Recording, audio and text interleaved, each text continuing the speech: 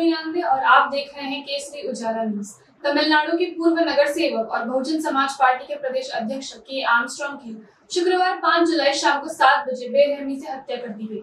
Bahujan Samaj party के वर्धा जिला अध्यक्ष doctor Mohan Raikar ने कहा कि ये हत्या किसी एक व्यक्ति की नहीं बल्कि लोकतांत्रिक मूल्यों पर आधारित राजनीतिक स्वतंत्रता पर गंभीर हमला है। ॲडव्होकेट के आर्मस्ट्रांग यांची 5 जुलै 2024 ला त्यांच्या घरासमोर सायंकाळी 7 वाजताच्या दरम्यान निर्गुणपणे काही मारेकऱ्यांनी हत्या केली।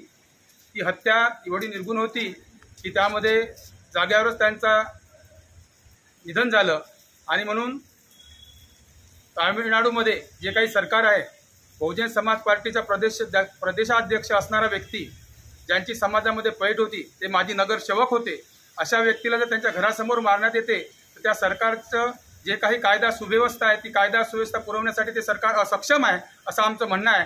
आणि म्हणून बहनकुमारी मायावतीजींनी सुद्धा त्या ठिकाणी जाऊन सीबीआय चौकशी करण्यात यावी असं केंद्र सरकारला ठणकावून सांगितलेलं आहे। कारण ते तामिळनाडूचं सरकार कुचकामी ठरलेलं आहे तिथल्या लोकांना न्याय देण्यासाठी। आणि म्हणून बहुजन समाज पार्टी वर्धा जिल्ह्याच्या वतीने, महाराष्ट्र प्रदेशच्या वतीने वेगवेगळ्या जिल्ह्यातून मोठ्या प्रमाणामध्ये केंद्र सरकारला निवेदन देण्यात आलेले आहे। त्याच धर्तीवर बहुजन समाज पार्टी वर्धा जिल्ह्याच्या वतीनं, संपूर्ण कार्यकर्त्याच्या वतीनं सीबीआय चौकशी व्हावी आणि के आर्मस्ट्रांग यांच्या मारेकऱ्यांना फाशीची शिक्षा व्हावी यासाठी आज आम्ही जिल्हाधिकाऱ्यांमार्फत महामहिम राष्ट्रपती, त्यानंतर प्रधानमंत्री केंद्र सरकार आणि गृहमंत्री केंद्र सरकार यांना निवेदन दिलेले आहे, जेणेकरून तातडीने जे काही त्याचे मारेकरी आहे आणि त्यांचा म्होरक्या आहे याला अटक करून त्यांना फाशीची शिक्षा व्हावी। आणि ते जर दिरंगाई तामिळनाडू सरकार लवकर करत नसेल तर त्यासाठी सीबीआय चौकशी नेमण्यात यावी असं आमचं म्हणणं आहे निवेदनाच्या माध्यमातून।